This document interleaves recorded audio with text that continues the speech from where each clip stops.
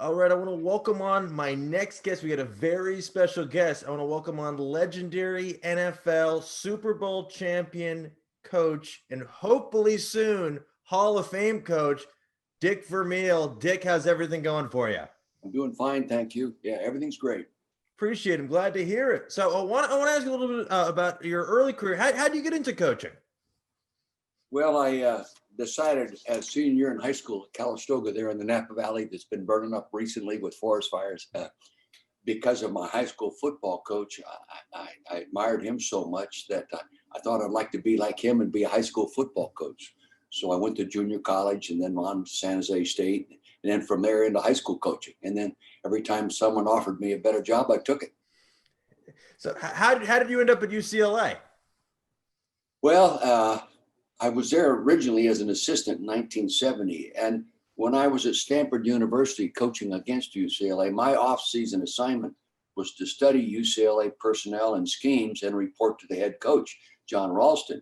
And I was so impressed in the 4 years that I studied them that I let it be known to a UCLA assistant, someday I'd like to work for Coach Prothro. And I don't know how he wins as many games with the level of personnel he had on his roster.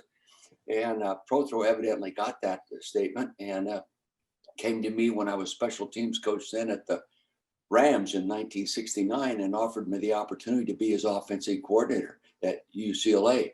So I went and I coordinated his offense for a year. And then by gosh, the Rams fired George Allen, who was my boss in 69, and hired Tommy Prothro. So I went back to the Rams as the offensive coordinator.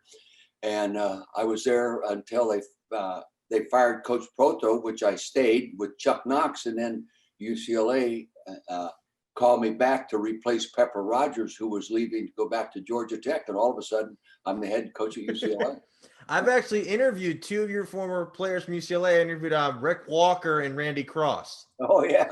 Yes, good people. absolutely. So after UCLA, what was it like? How did you end up with Philly? Well, we played Ohio State in the Rose Bowl January 1st, 1976. And we had played them in the regular season and they beat us badly, like 41-23 or something like that. And the owner of the Philadelphia Eagles and general manager were watching the game together in Philadelphia. And after the ball game, from what I understand, general manager Jim Murray and Leonard Toast, the owner, looked at each other and said, "We're going to go out and hire that guy." So they got on an airplane on Monday, TWA flight, and came out and set up at a Beverly Hills hotel and started talking to me about becoming the head coach. I first said no on a Monday evening or whatever it was. And then by Thursday, I said, okay. So I came to Philadelphia, but it was all stimulated by my team's performance and upsetting the number one team in the country in Woody Hayes. Interesting. And so I know that the Philadelphia fan base is very unique, very eccentric. The fan base is very unique, very eccentric personalities. Is it even harder when you're the coach of the team? Well, when I worked at UCLA as the head coach, John Wooden told me, he says, "Coach, as a coach, young or old veteran coach, you're better off, especially during the season, not reading what is written about you, because what is written about you that it's all good is probably not all true. And what is written about you that's bad is probably not all true. So you don't need the distraction." Says, so don't get involved with that. And he said, don't listen to the radio talk shows. It'll just be a distraction. So I developed that discipline, and I very seldom ever read an article during the season. And I developed the habit of not reading articles with my name in it. To this day, I really don't like to. And it was all habits developed because John Wooden's advice, and I said, yeah, it worked real good for him. Why not me? Yeah. So that's why I did. So I knew people were mad at me and upset and would boo and all that kind of stuff. But I read it as an intense liking for the Eagles and really caring about them, and disappointment rather than disrespect for me. And so I lived through those first tough years. And then when we started becoming good, it goes the opposite, of course.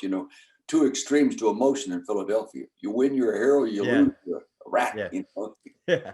So I have a question. How did you find Vince Papale? Oh, we had an open field tryout But we didn't have any first, second, or third round draft choice my first year or second year or my third year. So I figured I would just open the camp up in 1976, my first year, and allow people that thought they could play or played college ball, didn't get drafted, or anybody to come and just try out. So we had a Saturday open tryout. We had about 115, 120 people show up, all sizes, all shapes, all races. They all showed up. And we signed, I think, two guys out, if I remember right. Number one was Vince Papale. We signed Vince because, first off, he ran the fastest 40 time. I think it was like 4.5, 4.6 on grass in those days, and with a stopwatch, not a digital watch. And he was impressive as an athlete.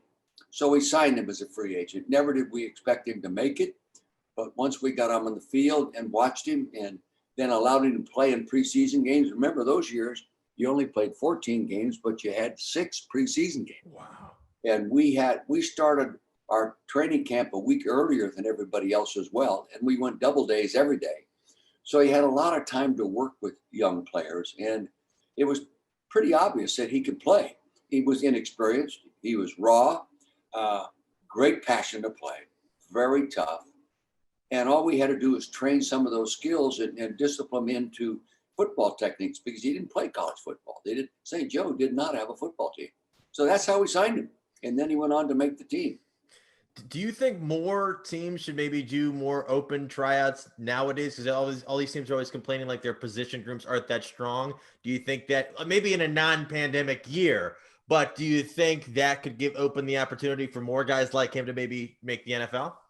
Well, I'm all for that. I'm all for giving young kids opportunities. I've had tremendous luck in my coaching career, all 15 years as a head coach, of signing kids that made the team that no one expected them to. I've had them start and play well. I've had, like London Fletcher, set a record, I think, for linebacker starting 16 years and never missed a game. Okay, here's a free agent. Today, it would be hard for him to get that kind of an opportunity. In those days, there were no limit on the number of people you could bring to training camp. You could bring as many as you wanted. Now, there were limits at cut down times, but prior to that, you could bring as many guys as you wanted to.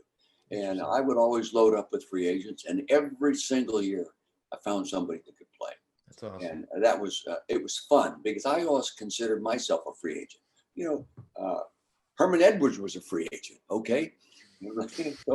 And now he's the head coach at Arizona State and doing well. But anyway, it was very good to me. It's tougher to do that today because all practice sessions are limited.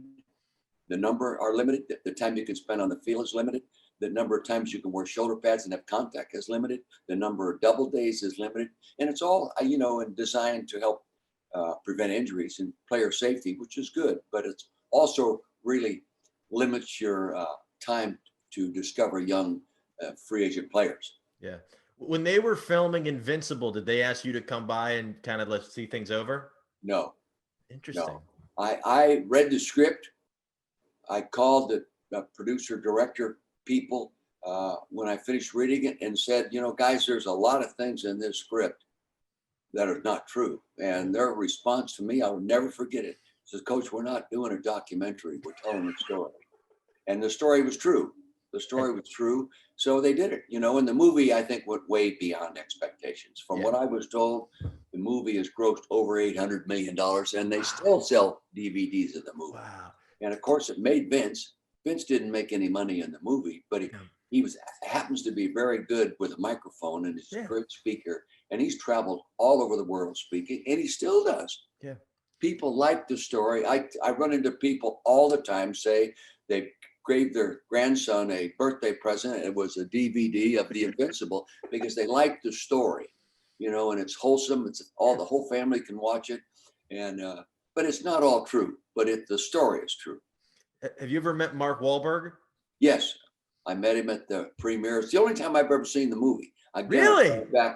I'm going back to saying I don't like to read anything written about me or where I am on screen or anything like that. But I saw it. I met him at the post preview party in New York. Nice guy. He and Vince are still good friends. Oh, cool. I never knew that. How did you like the depiction of you in the movie? I thought they were pretty good. They made one mistake on the airplane trip. I remember they showed him right and left-handed, and I'm right-handed. But And our oldest son, Rick Vermeil, who's actually gets a whole headshot and toward the end of the movie in the locker room scene, was there every day they filmed it. And he would come home and he'd say, "Dad, they nailed you. They got you down pretty good." That's so awesome. I'd have to say that they did a good job. Yeah. They cleaned up the language, I'll tell you that. Oh, yeah.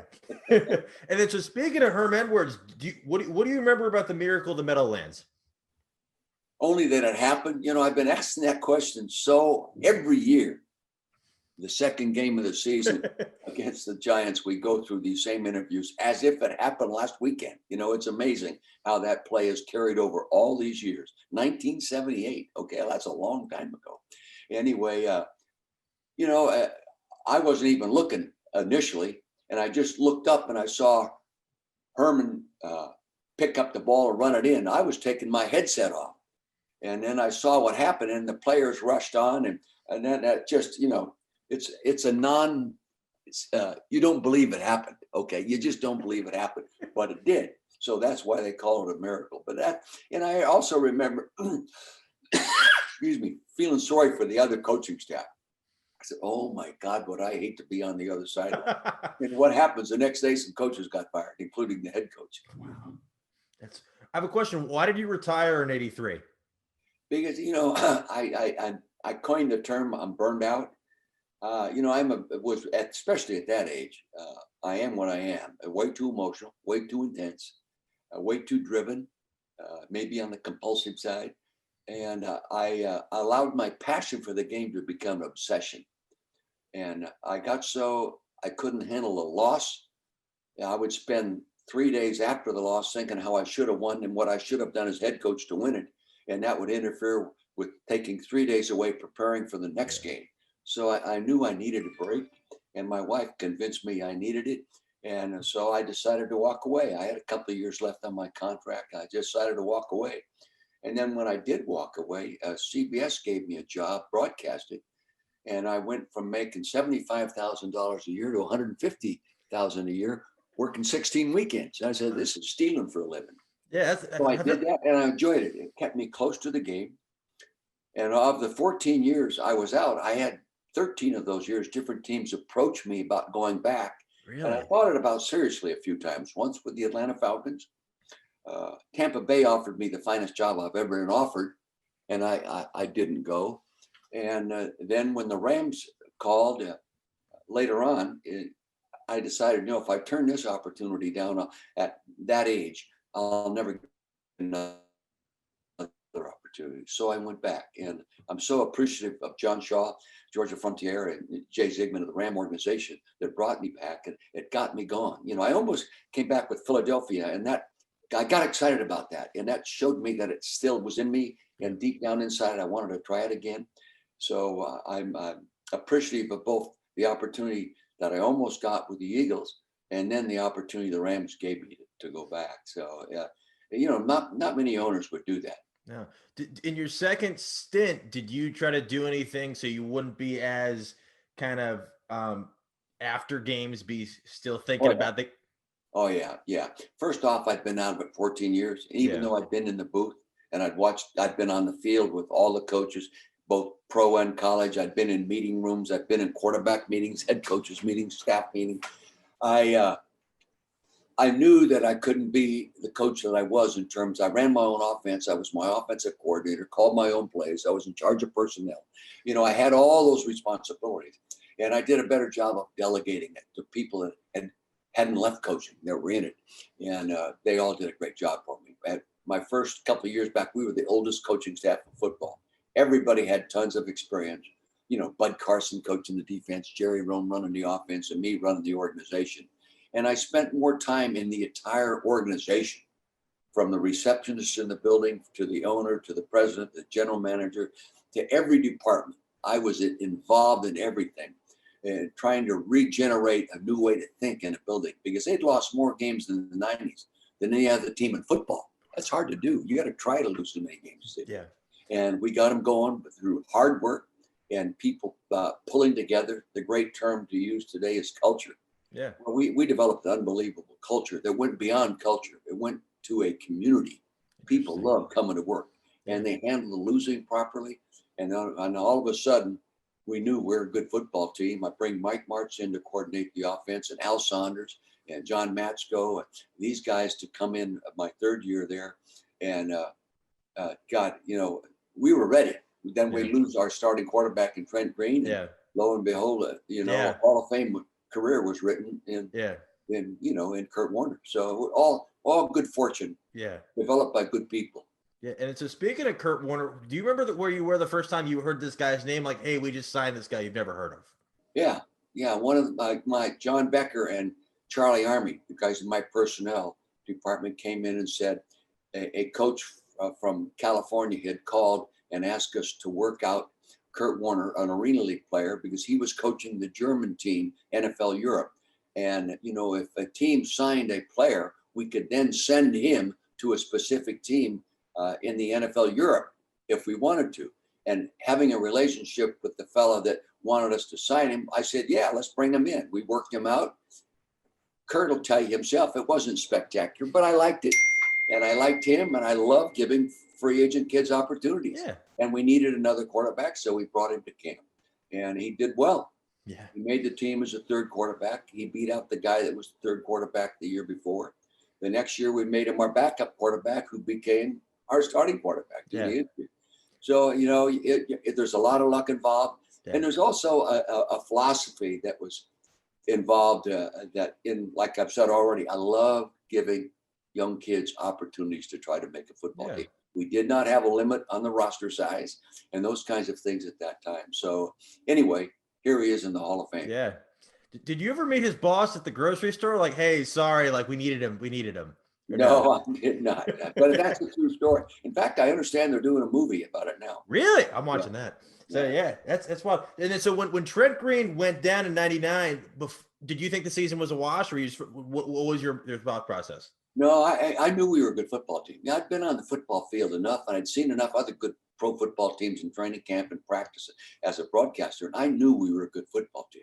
And I thought we could play well, as I said which was played every year. You see it. I made the comment. We will go with Kurt Warner, and we will play well. First off, I sincerely believed it, and number two, I didn't want to give my team an excuse for losing. And to this day, the first 5 games he played in is an all-time record for a starting quarterback in his first year. I mean, he was lights out. You got to give him a lot of credit. You got to give Mike Martz and the rest of my OC, my offensive coordinator and staff, a lot of credit. Did an unbelievable job. Yeah, that's incredible. How did the offense just explode? Well, talent. I just this weekend I finished a letter of recommendation for Torrey Holt to go in the NFL Hall of Fame. He's been in the finals the last couple of years. Yeah. Isaac Bruce has already been in. Orlando Pace, the left tackle's already in. Yeah. Kurt Warner's already in. Yeah. Marshall Faulk's already in. Yep. When you have 5 guys on one side of the line of scrimmage in the NFL Hall of Fame, you're going to have a good offense if you don't screw it up. And fortunately, I had great coaches, and we had invested 2 years prior to that third year of building a football attitude. And I mean, you talk about work. These guys really worked way beyond what they do today. And we developed some players. The left guard, center, and right guard came into the NFL as college free agents. Okay. So we were able to develop people. And I had Jim Hannafin coaching the offensive line with John Matsko. People really teaching kids how to play. So, and John Bunning and these kind of guys coaching on defense. Peter Junta, who was co-coordinator after Bud Carson retired, Frank Gans, senior, coaching the special teams. Our special teams were beyond special. They were outstanding, and hard to beat a team that's that well prepared. Yeah. What was going into that playoff run? What was that like? Did you have a feeling that like you couldn't be beat, or what was your mindset? I didn't think anybody could beat us. I didn't think anybody could beat us once we got going. I told the team after we beat 49ers badly in St. Louis the first time in 17 games. They were 0-17. Okay. And after we beat them, I told them on Monday morning, I said, guys, we're really lucky. There's only one team in the National Football League that can beat this team in this meeting room. And they're all here in this room. If we keep working like we're working, a little luck injury wise, and don't get fat headed and keep our mouth shut and go through the grind, we'll win it all. And they did it. I've never gone into games more confident. We had too much talent. Interesting. It's interesting. And so going into that Super Bowl, at what point during the game did you know it's over? I didn't. I went into the game very, very confident. I was actually surprised it was that close. You know, we screwed up down the red zone some. We fumbled a snap on field goal. These kinds, they dropped the touchdown pass, those kind of things. And that was a good football team. You know, they were a good football team. And then they wore us down in the second half. We scored too fast and we scored, you know, and in the second half. And then we had to come, you know, they were going to, anyway,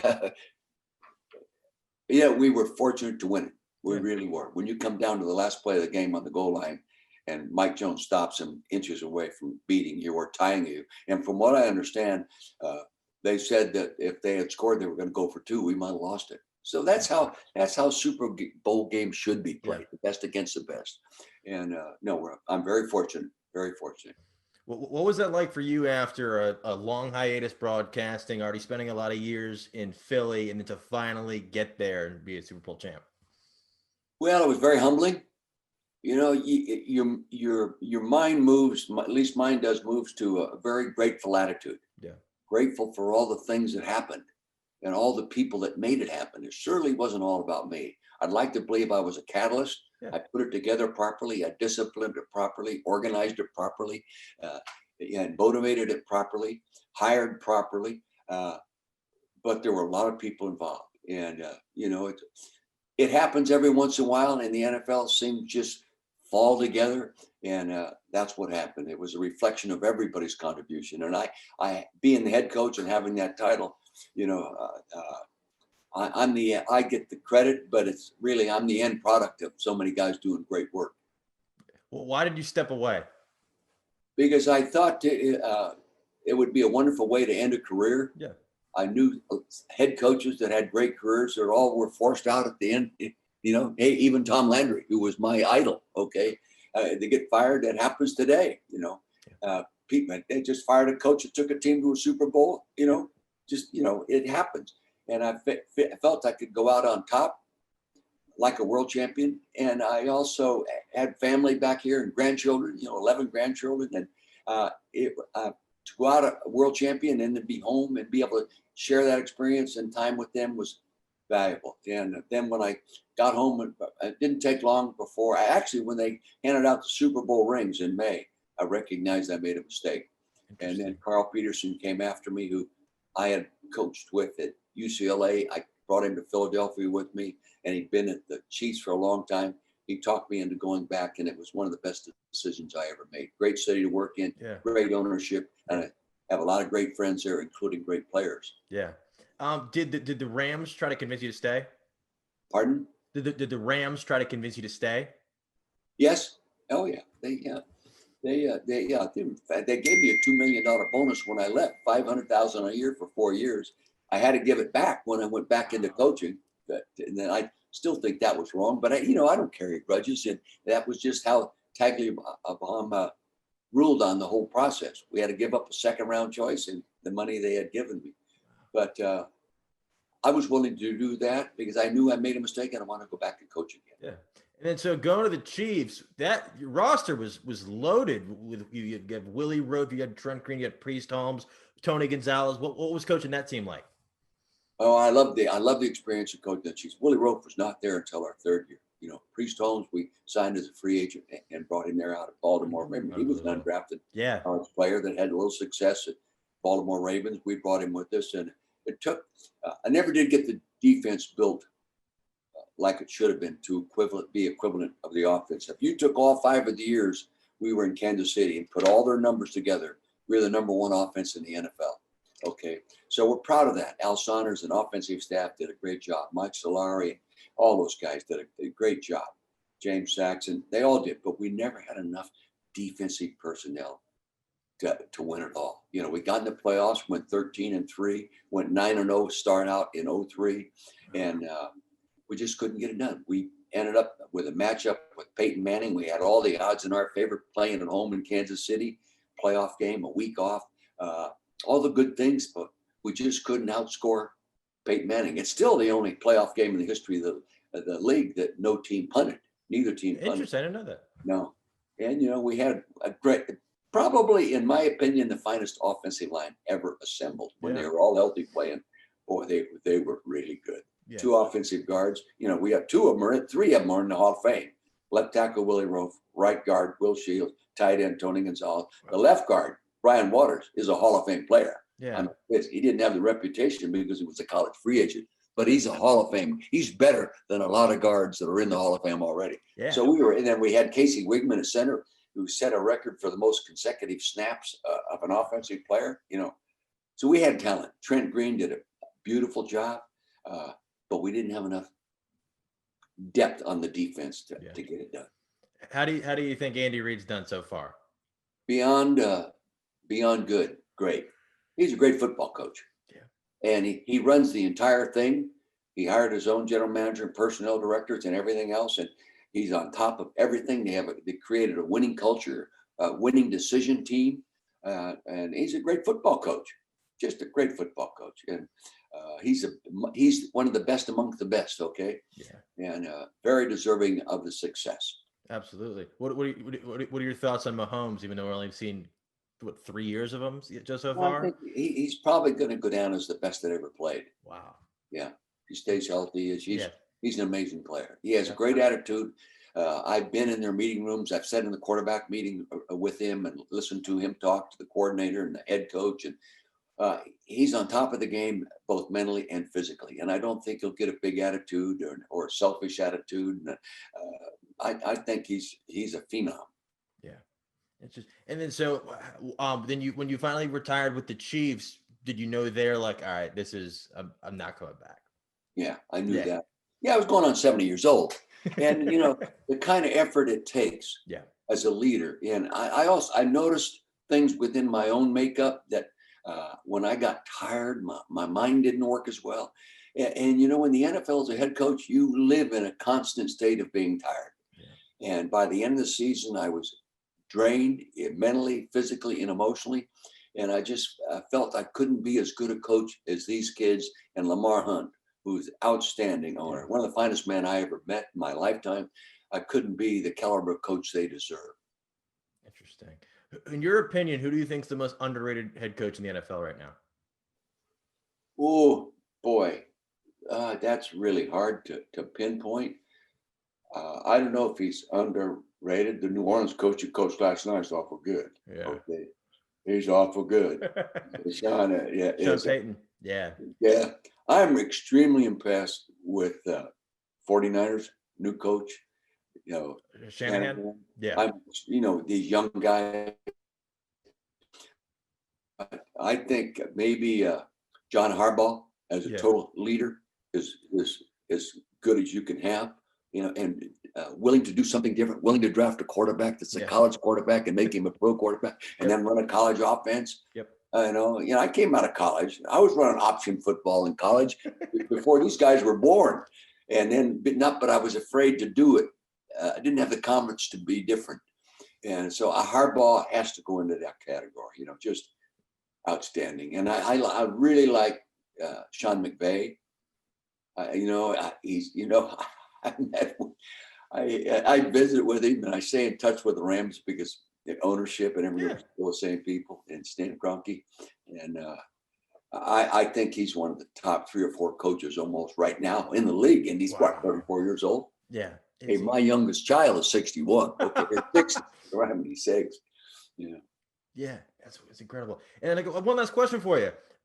I don't know why we're still waiting, but for some reason we're still waiting. What would it be like for you to get enshrined in Canton? Well, you know, it would be a accumulation and a culmination of contributions of so many wonderful people. You know, and I don't have an I deserve attitude. No. I never have.